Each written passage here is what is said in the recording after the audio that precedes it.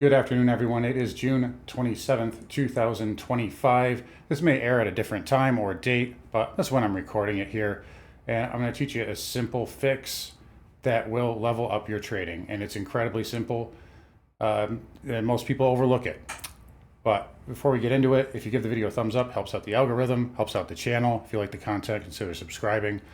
And come find me on carnivoretrades.com for swing trading alerts analysis and live day trading. We still have a sale going on, and that is 60% off Active Trader, which is our trading room, and 30% off swing trades, and a sale on course purchases as well, 40% off all of that. If you're interested, check that out. Anyways, let's get into it here. So really what we're going to talk about here is it's something so elementary that it might seem beneath you. In fact, like my course, the Carnivore course, actually one of the first parts of that is what I cover, and I actually say specifically, this is one of the slides from the course, but trend. It's all about trend, and it may seem, if you're anything other than a newbie trader, as I say here, it seems like a very elementary thing, and it seems like it's beneath you, right? Because everybody can just say like, oh, trend, yeah, of course, trend is important.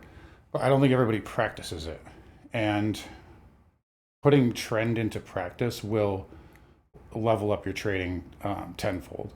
And this is something we were actually talking about today in the trading room, which is kind of what prompted me to do this video. But we were talking about, you hear the adage all the time. I'm sure you've heard it. When the market's going up, you don't want to be short, right? You want to be buying the market. When it's going down, you be short. And it seems like such a simple, like quantitative, strategy, but it's correct, right? Now, the thought process there that goes against that is, well, if it's going up, I don't want to be chasing it, right? You don't want to be chasing breakouts, necessarily. And that can be true, right? You don't necessarily want to chase. You do want to, as they say, buy fear and so on and so forth. You can do that. That is a little bit of so there's kind of a different strategy there involved. If we're talking about day trading, you want to be trading with the trend. And into dips, you can buy, and there's ways to do that. You can wait for levels to break and reclaim. We do that pretty much every day in the trading room. You can buy supports, so you can buy things like moving averages on. You can buy trend lines, like for instance in this. Yes, the market was like going down. We'll talk about that in a little bit, but when the market's going up, you don't want to be shorting, right? And this is a theme here. And by the way, this is not and if you're watching the channel regularly, you know my thoughts on the market right now, but this is not a prediction video. Just take this with a grain of salt here. I'm not talking about the market's going to go higher and whatnot from here.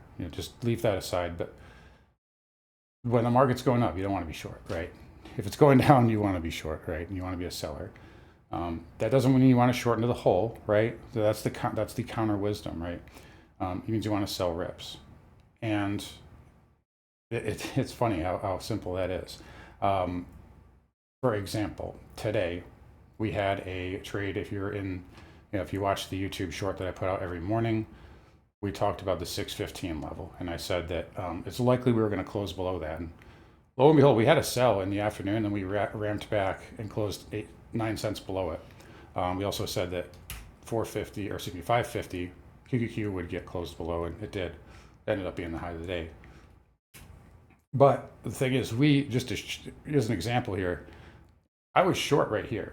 I got short right here just for that as a scalp, right? Okay, so this is just a day trade. It was, it was a scalp. I was looking for 5-10 points. It got like a quarter point within target because trend was that strong, and it came back up. We look at ES here. I was looking for 62.20 to 62.15, and it got to 62.20.25, and it came back up. So I just closed it. I closed it for a small loss eventually when it popped back up. Used a small position on this too. Why did that not work, right? Even though it would have worked out later, if I held it, and I even knew that it was likely going to work out later, I didn't want to deal with it all day, especially on a Friday. If it was a Tuesday, maybe I would have held it a little bit longer, but end of quarter today, or end of quarter Monday rather, end of quarter for single tickers, you can see like Google had a huge pump. But I just didn't want to mess with it, right? And there was people in the room I talked about like, wow, this really is hard because we haven't been shorting in a while. Why? Because the market's going up. We've been buying dips the whole time. It's worked out. And it was like, yeah, this is hard. This is why I've been saying don't do it. Even though we had a level that ultimately worked out, and even though the market rolled over later, it was very hard, right? It's very hard to fight the trend, especially one that's this powerful. I mean, this is the fastest recovery to all-time highs. I think even faster than 2020. It's very powerful, right? And the tape is being goosed. We know that. It's very elementary sounding, right? But you don't want to fight it. Now you might say we look back here, right? And you might say, well, Aaron, the trend went down, right? Look at the moving averages, right? The spacing here, we had a death cross right there, and the death cross marked the low, which is another thing I cover in my course is how the death cross is really not even, it's very overrated. If we go back to 2022, if you bought the death cross, you did pretty good for a couple of weeks. I mean, you got 15%. That was a very good swing trade. If you bought the death cross in 2020, you absolutely annihilated it, right? You bought at 260 SPY. We're at 600 now. If you bought the death cross here, guess what? You bought right there. And on ES, you actually could have gotten it right before the low, the day before the low. Point is, you might say, well, Aaron, the trend was down here, so why didn't it go back up? Got to use the bigger time frames. All right, is the trend up on the weekly here, or is it down? Look at the spacing between the moving averages here. This is very strong, right? Equal parallel spacing. Look at the monthly chart. All right, this is just a retest here. Retest the high. Look at the spacing back in 2020. Look at the spacing between the moving averages. Again, just a retest of the 2015 high. 2022, just a retest of the monthly 50 again. So trend is down, yes, on the daily, but those larger time frames is up. And I can't tell you how powerful it is and how many people are losing their shirt right now trying to be short here against a very powerful trend. There's a couple other things you might notice too. I'm going to use ES because I like how ES trades 24/7, and I'm just going to get rid of these lines to clean it up. But let's just slap an RSI on here. And if we just go back, just go back 5 years. Every time the RSI gets oversold, it bounces within days. And this is a daily chart, right? It bounces almost immediately, or it bounces within a day or two. And a lot of the time, it marks a serious low, right? Even here, it did end up rolling over a bit, but we got a pretty good bid before that happened. And then this one came here, even on the 4-hour, right? These 4-hour, with the exception of right here, pretty much every time it hits oversold, it's a pretty good bounce. If we're looking at a 4-hour, we're talking about day trading for the most part, right? But let's look at what happens when it goes overbought. It stays there for a while, right? It stays there for a while. Stays there for a while. Right, look at the daily and go back here. And it just went overbought and went overbought. We never even, it took us a year to get back there. Why is that? Because the trend is up. That's it. Trend is up.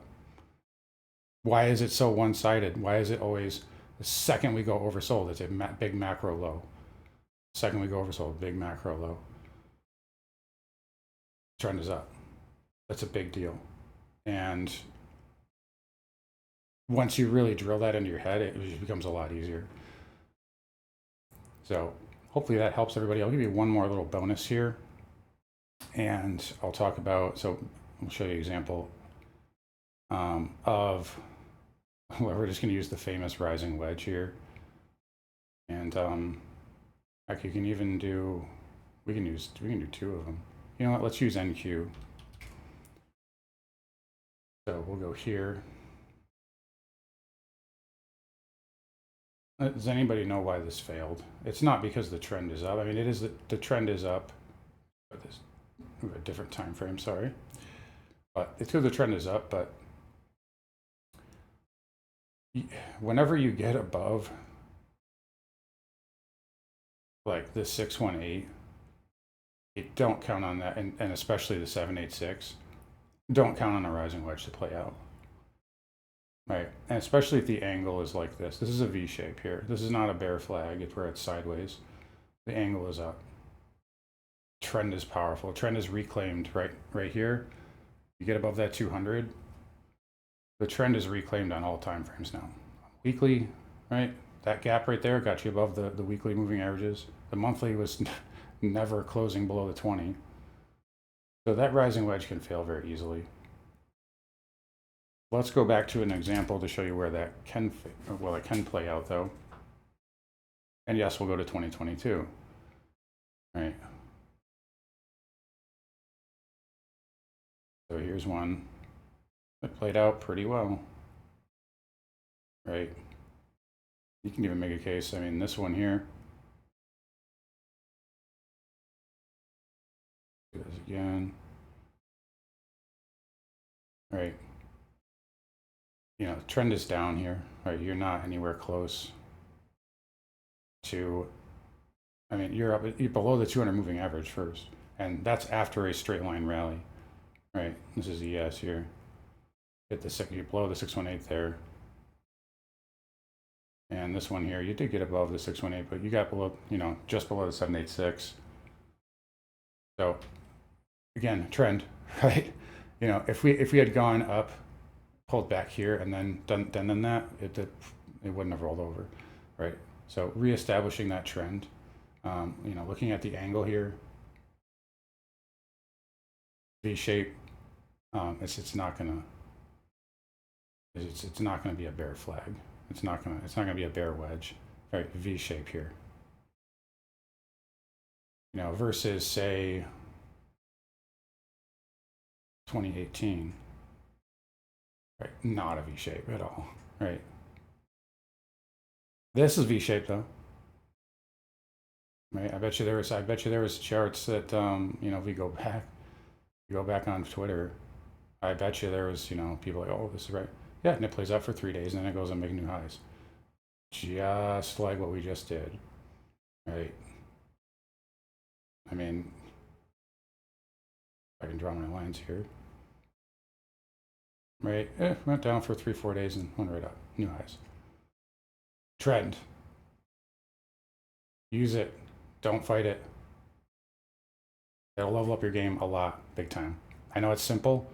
I know it's basic, but I think it's so simple and so basic that it often gets overlooked compared to a lot of other things. So anyway, if you liked the video, give me a thumbs up. Consider following me on YouTube, Twitter. Come find me on carnivoretrades.com. Subscribe to the channel. I'll see you guys all in the next video.